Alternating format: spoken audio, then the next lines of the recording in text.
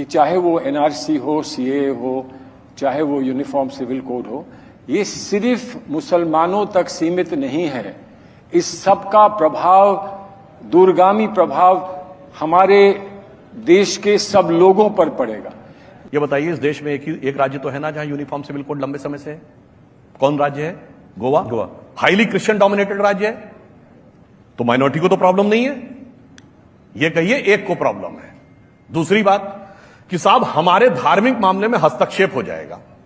अब मैं बताना चाहता हूं, धार्मिक मामले में तो हम ईमानदारी से हस्तक्षेप मान चुके हैं। अरे भाई, क्रिश्चियनिटी और इस्लाम में तलाक का प्रावधान तो है। आपको सिर्फ इस पे प्रॉब्लम है कि तलाक इस तरीके से या उस तरीके से। हिंदू धर्म में तलाक का कोई प्रावधान नहीं है। ठीक बोल रहे हैं। हमारे यहां पति पत्नी का संबंध एक कॉन्ट्रैक्ट नहीं है। हमारे यहां वो एक संस्कार है, जन्म जन्मांतर का संबंध है। कहा जाता था कि डोली आती, अर्थी जाती और 7 जन्म तक का संबंध है। मैं चुनौती से कहता हूं, किसी हिंदू धर्मग्रंथ में लिखा हुआ दिखा दीजिए कि संबंध विच्छेद कैसे किया जा सकता है। इसके बावजूद मॉडर्न परिस्थितियों को ध्यान में रखते हुए हमने स्वीकार किया। अरे हमसे ज्यादा किसी ने एक्सेप्ट किया, और उसके बाद कह रहे हैं साहब हम उन पे थोप रहे हैं। अरे भाई, आपका हमने स्वीकार किया है, हम आप पे कब थोप रहे हैं? और दूसरी बात, जहां तक आप सिविल कोड की, कॉमन सिविल कोड के ऊपर बात है, तो इसको किसी को अन्यथा नहीं लेना चाहिए। अगर ईमान में पूरी अकीदत है तो पूरा मानो ना। क्रिमिनल कोड में क्यों नहीं मानते भाई? सिविल में चाहिए, मगर चोरी करके हाथ नहीं कटवाने, दारू पी के कोड़े नहीं पड़वाने हैं, और अगर किसी प्रकार की गलती हो जाए तो पत्थर नहीं खाने हैं। सिर्फ औरतों को दबाने के लिए हमें वो राइट्स चाहिए। अन्यथा आप कहिए मौसीकी कुफ्र है, तो फिर उसके लिए जो सजा है वो आप मानिए।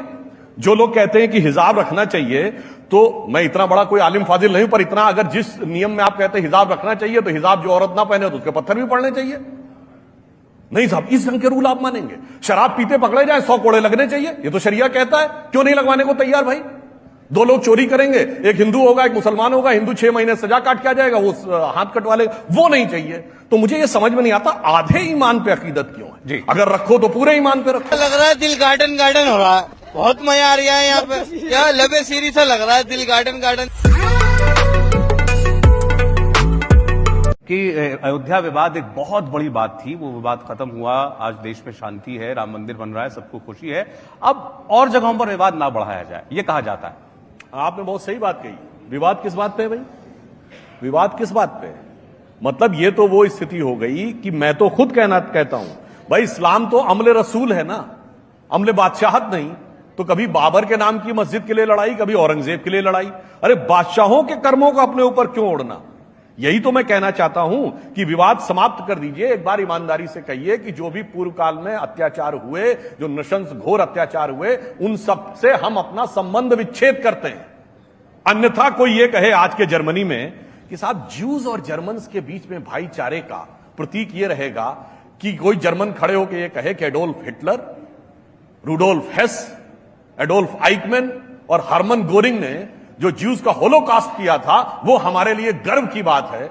औरंगजेब को आकर लोग टीवी चैनल पर रहमतुल्लाह अल सलेह बोलेंगे, 2007 में उसकी 300वीं वर्षगांठ मनाएंगे, और फिर कहेंगे भूल जाओ पुरानी बात। अरे मैं तो कह रहा हूं साहब, भूलने को तैयार हैं, आप तो भूलने को तैयार हो।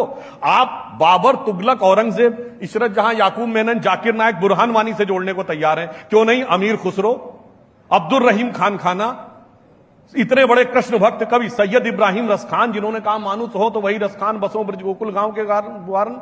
ये कहते गंगा जमनी तहजीब, ये शब्द कहां से आया? औरंगजेब का बड़ा भाई दारा शिको, उसने किताब लिखी मंजुमल बहरीन, मतलब 2 समुद्रों का मिलन। और इतना ही नहीं, उसने उपनिषदों का फारसी में अनुवाद कराया। उसका नाम रखा सिर्रे अकबर, वर्ड्स ऑफ गॉड। वहां से वो लैटिन में और वहां से जर्मन में आर्थर शोपेनहावर ने ट्रांसलेट कराया। और उस दारा शिको का सर काट के थाली में सजा के जेल में बंद अपने बाप को देने वाला वो गंगा जमनी तहजीब का प्रतीक है, और दारा शिको नहीं। अरे भाई, आप दारा शिको से जोड़िए। आप उसके बाद, और लास्ट में बात कर दो, लेटेस्ट आता हूं, डॉक्टर एपीजे अब्दुल कलाम से बड़ा साइंसदान आलम इस्लाम में नहीं पैदा हुआ। उनके नमाजे जनाजा में कितने सेकुलर गए थे? पूछता हूं। बुरहान वानी, याकूब मेनन, इनके लिए खूब बयान, और उनके जाएंगे आतंकवादियों के में, डॉक्टर कलाम के में नहीं गए। उस्ताद बिस्मिल्लाह खान ने 15 अगस्त 47 को सबसे पहले शहनाई बजाई थी। कितने लोग गए थे उनके नमाजे जनाजा में? 2015 में वीर अब्दुल हमीद की शहादत की 85वीं वर्षगांठ हुई, सिर्फ भाजपाइयों के अलावा कितने लोग गए थे? मैं पूछना चाहता हूं। ये बताइए, ब्रिगेडियर मोहम्मद उस्मान का घर उत्तर प्रदेश के गाजीपुर में है, वहां जाएंगे, आजमगढ़ गाजीपुर में आतंकवाद के आरोपियों के सिजदा करेंगे, कितने लोग गए वहां? समस्या हिंदू मुस्लिम की नहीं है, मुस्लिमों में कट्टरपंथी मानसिकता है और उसी को उनका प्रतिनिधि बना दिया गया है और उसी से कहा जाता है एडजस्ट करके रखना। समस्या ये